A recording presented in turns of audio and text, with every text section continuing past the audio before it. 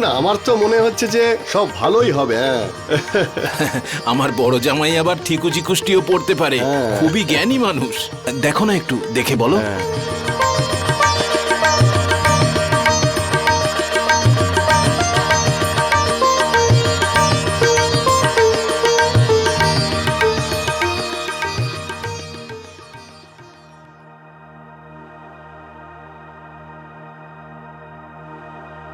আয় বাবা আয়।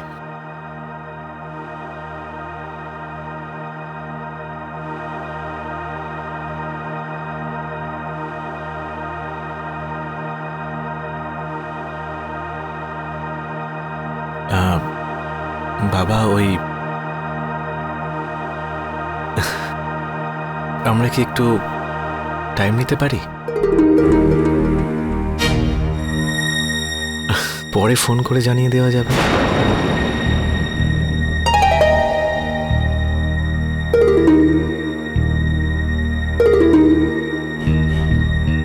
ঠিক আছে বাবা, যেটা ভালো মনে হয়।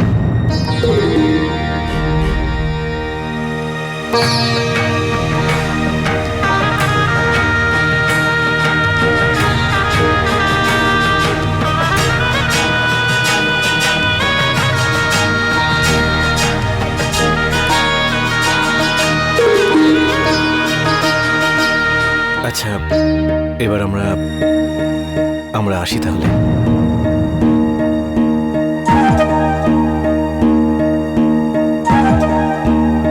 এবার আমাদের অনুমতি দিন, বাকি কথা ফোনেই জানিয়ে দেব। চলো বাবা।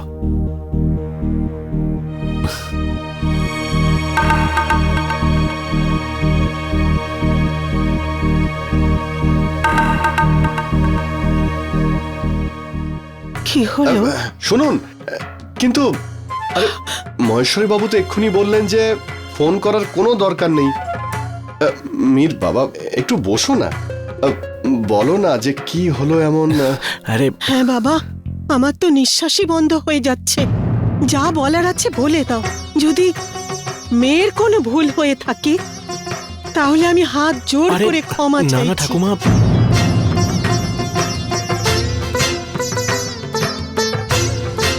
এরকম বলে আমাকে লজ্জা দেবেন না প্লিজ। তাহলে বাবা বলো না কি হয়েছে। পরে ফোন করব মানে বুঝতে পারি। কি হলো? এতক্ষণ তো সব ঠিকই ছিল, তারিখও ঠিক করতে যাচ্ছিলাম আমরা। আরে তাহলে না ঠাকুমা, এরকম কোনো ব্যাপার না। আমি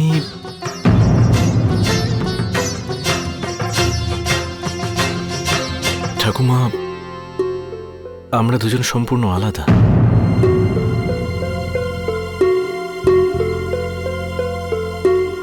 যদি আমাদের আগে বলে দিতেন তাহলে যে সারিকা ডক্টর হতে চায়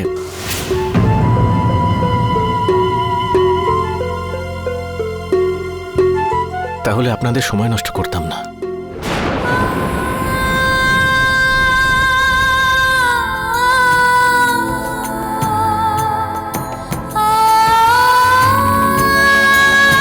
ঠাকুমা আপনারা তো জানেনই আমি আমার পরিবারের একমাত্র সন্তান। আমি আমার জীবনে এমন একজন মেয়েকে চাই যে আমার খেয়াল রাখতে পারবে, আমার বাবা মার, আমার সংসারের, আমার বাচ্চাদের খেয়াল রাখবে।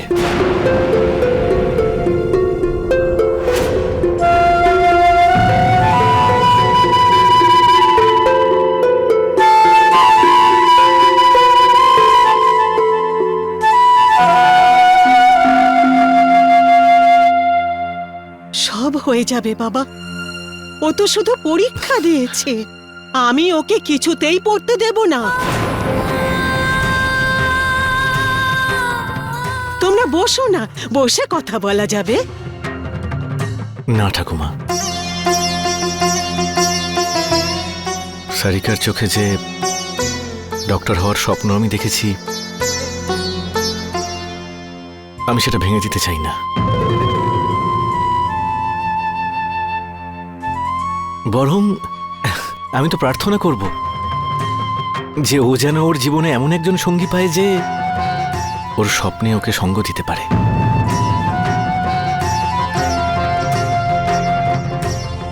পড়াশুনো তো আমি করতে ঠাকুমা, যদি আমরা সারিকার এই স্বপ্নটা ভেঙে দিই, ও কোনোদিন সুখী হতে পারবে না। আর ও যদি সুখী না হয় তাহলে ও আমাকে কি করে সুখী করবে? আমার পরিবারকে কি করে সুখে রাখবে?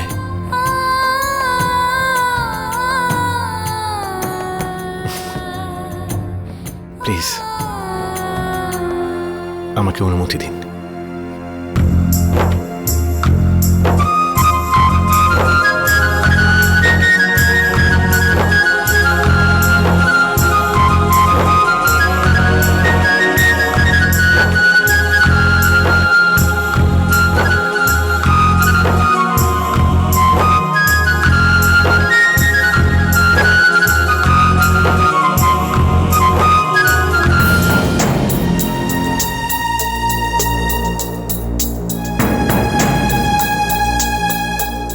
ঠাকুমা না,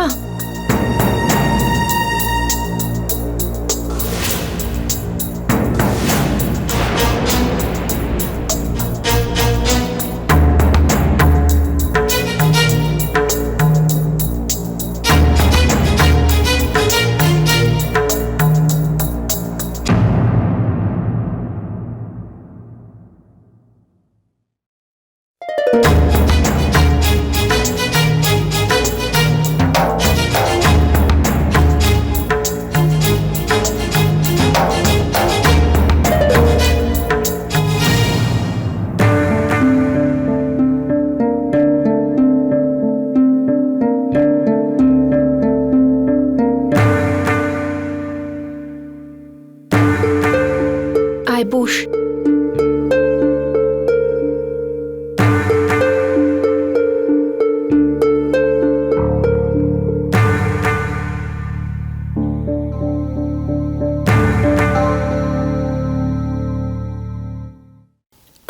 মা, তুমি রাগ করো না, দেখে নিও সবকিছু ঠিক হয়ে যাবে। যেটা হবার সেটা তো হবেই, তাই না?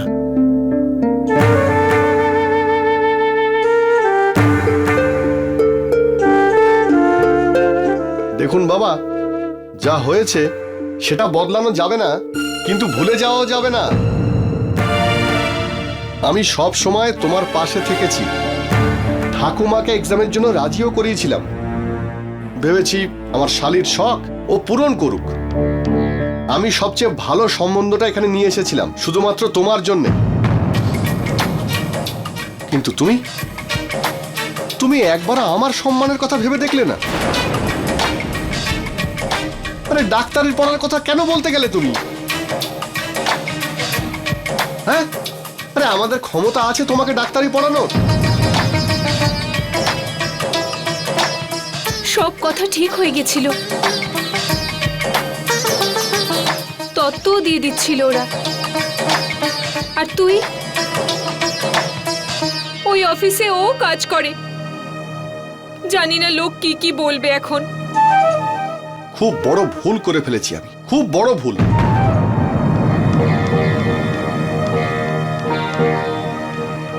নিজের মনে করে সম্বন্ধটা করেছিলাম, ওনাদের বলেছিলাম যে মেয়ে খুব ভালো। কিন্তু আজকের পর থেকে আমি ভগবানের দিব্যি খেয়ে বলছি, আর কোনোদিন তোমার জন্য কোনো সম্বন্ধ আনবো না। চলো তুমি।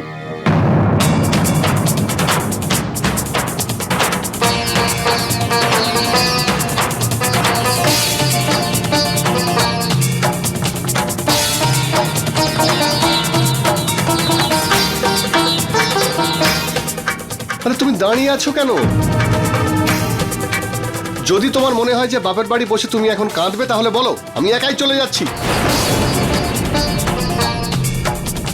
চলো তুমি। দাঁড়া, একটুখানি দাঁড়িয়ে যা, জামাই একটু মাথা ঠান্ডা হোক তারপর যাস।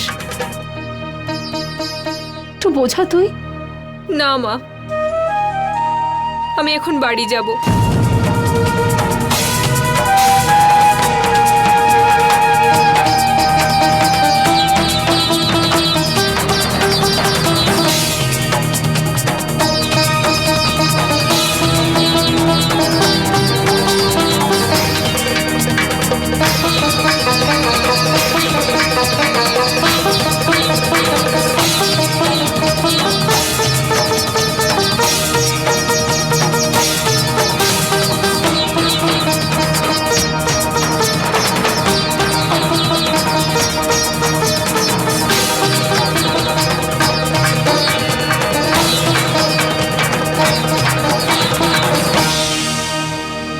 খুশি হয়েছ তো তুমি?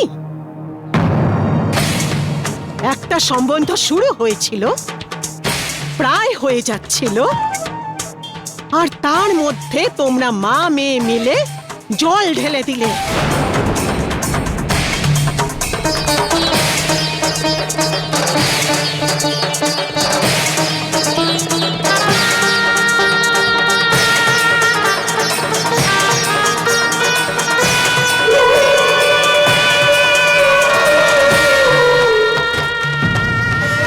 শেষ হয়ে গেল।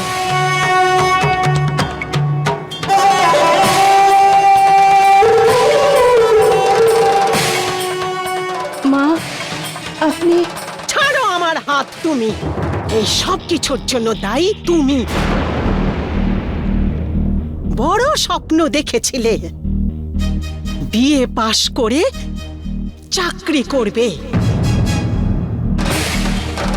সেটা যখন পূরণ হলো না, তখন নিজের স্বপ্ন নিজের মেয়ের উপরে চাপিয়ে দিতে চাইছো।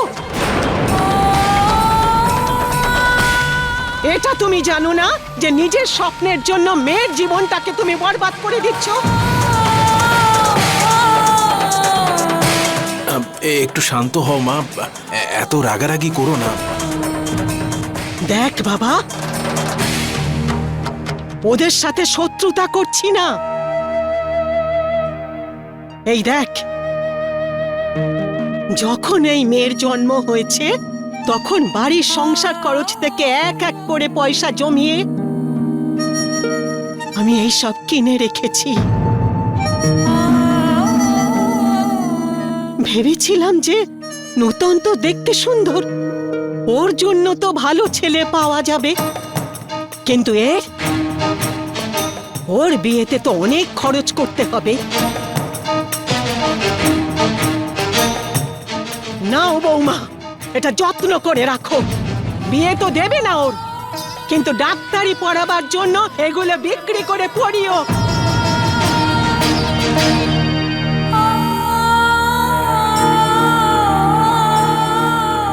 মেনে নিলাম আমাদের মেয়ে ডাক্তার হলো, তারপরে কি?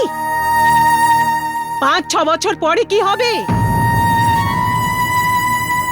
বাড়িতে চিকিৎসা কেন্দ্র খুলে বসবে,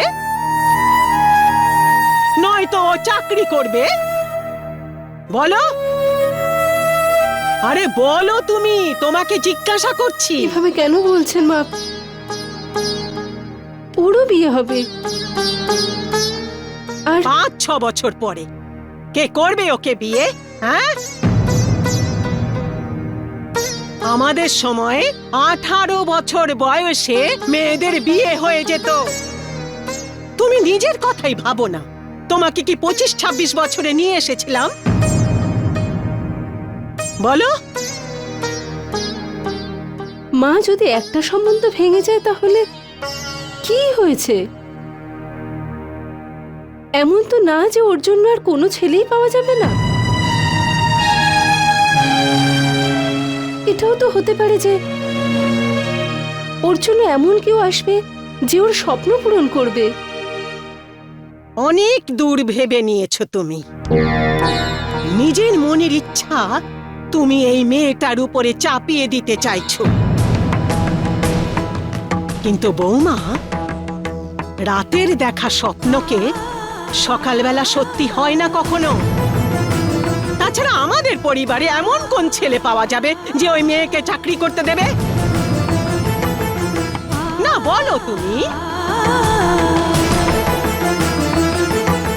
আর দ্বিতীয় কথা, আমরা খুঁজতে গেলেও কোনো ডাক্তারি ফাক্তারি পড়া ছেলে আমরা খুঁজে পাবো না ওর জন্যে। কোনো ডাক্তারি ফাক্তারি পড়া ছেলে যদিও পাওয়া যায়, তাহলে 20-30 লক্ষ টাকা ওরা চাইবে।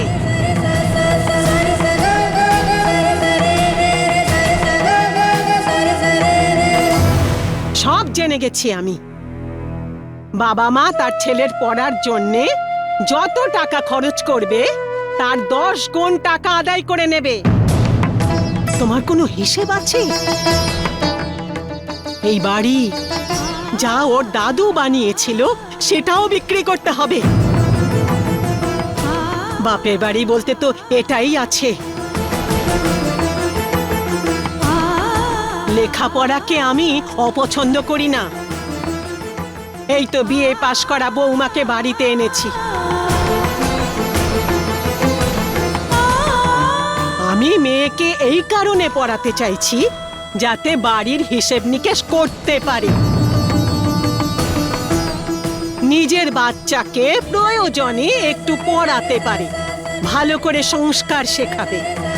এই কারণে নয় যে মাথায় ঘোমটা না দিয়ে কোমরে আঁচল বেঁধে বাড়ি থেকে বেরুলাম চাকরি করতে। আর একটা কাজ হলো রান্নাঘর সামলানো, ছেলেদের কাজ হলো টাকা রোজগার করা। বুঝেছো? ঠিক আছে মা, আপনি বলুন কি করব। আপনি যেমন বলবেন তেমনই হবে। কবিতা তাই করবে।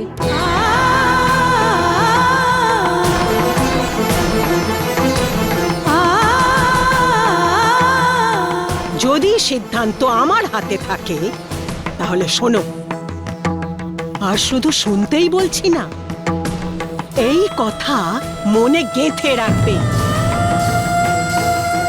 আর আজকের পরে এই বাড়িতে এই ব্যাপারে কোনো কথা হবে না। এই বাড়িতে এই সব বইও থাকবে না, নাই ডাক্তারি।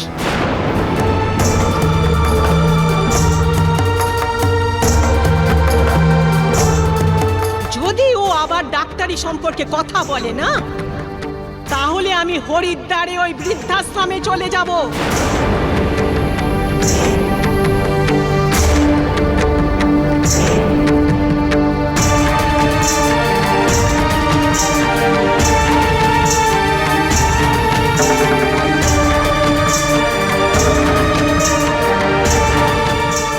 আমার কথা মা মেয়ে নিশ্চয়ই কান দিয়ে শুনেছ, কিন্তু এটাই সত্যি কথা।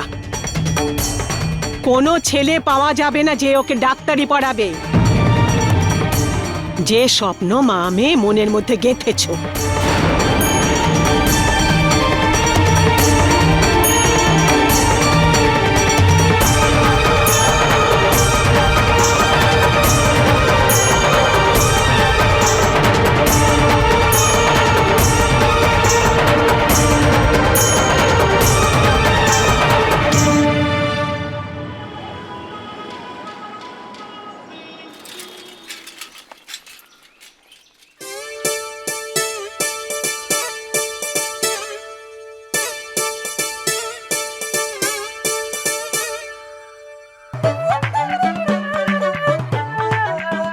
আরে দাদা, বৌদিকে দেখতে পেলে? আরে ভাই, মা বলে যদি পরিশ্রম করিস তাহলে ফল হাতে না হাতে পাবি। চল পরিশ্রম কর, চল।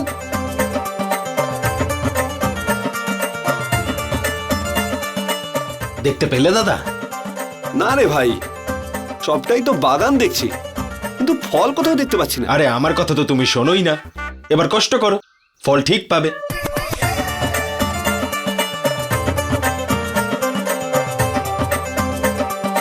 ওই দেখতে পেয়েছি,